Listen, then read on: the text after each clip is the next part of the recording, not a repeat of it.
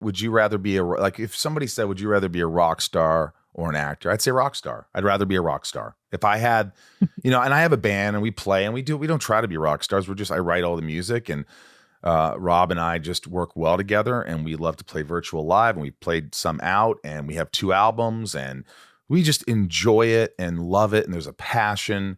And do you still have that passion for music? I know now you're a mom, you're a mom and you've got all this stuff going on. Do you still because you've had albums, you've had success, I mean, a lot of success, but do you want to continue? Not musically. Do you want to continue music? Do you want to still kind of keep writing and playing? No, I haven't written in a very long time. Why?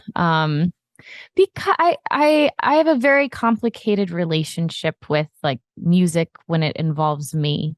I love music. I am staring at my record player and my handful of records that I've kept away from my moving boxes, and I'm so excited to get that back going. I bought a piano just so I could hear the sound of my children like slamming their fingers into it, because I just love that noise. God, you like that noise. I love it. Oh, I love it. Because I spent so long, like one of the things I kept saying in this last year, which could bring me down a whole other tangent, so I will attempt not to do that, but that I like last year, my entire personality became golf, and it kind of became like a joke for a while. Wow, I love golf. You're playing golf? Well, I was playing golf. It's a bigger, longer story.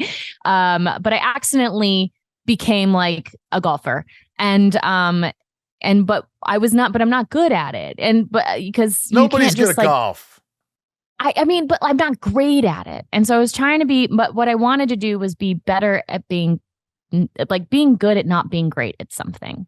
Like that is what I really wanted to be better at. And I remember being like, I want my kids to be able to just play messy keys on a piano and not have to be like, no, this sounds good and this sounds bad. Because when you're creating art, like I would just be paralyzed by like a white piece of paper. And if I started something that I had decided like wasn't the way it was supposed to turn out, I'd be like, well, then what's the point? And I just like, I want to create an environment in which like, there is no like one sound and they'll find it. Like, I wish I'd had that to just be able to like play a bunch of keys and wonder like, how does this sound? What is this? And be curious as opposed to so constricted. I love what you just said. And what I interpret that as is, for me, it's always, I'm playing softball tonight. I've got to be great. I've got to hit a home run. I've got to be the star. I'm going to play anything. We played cornhole the other night. I got to freaking show everybody I'm a cornhole master. I'm going to write a great script. You're putting so much pressure on yourself, and you're not enjoying things that you're like, I have to be perfect. And the reality is you can't be. So if you could just enjoy things that you're not really great at, but you enjoy doing them, and watching your kids just mess up and learn that it's okay to just be stupid and playful and happy.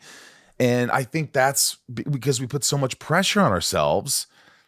And we feel like the world puts pressure that we have to, like if we put something out there, it has to sound great. It has to be, because we have to compete. We have to show that we're just as good. And what I gather is that you're saying in a lot of ways, you want to just be able to not put as much pressure on yourself and just enjoy things.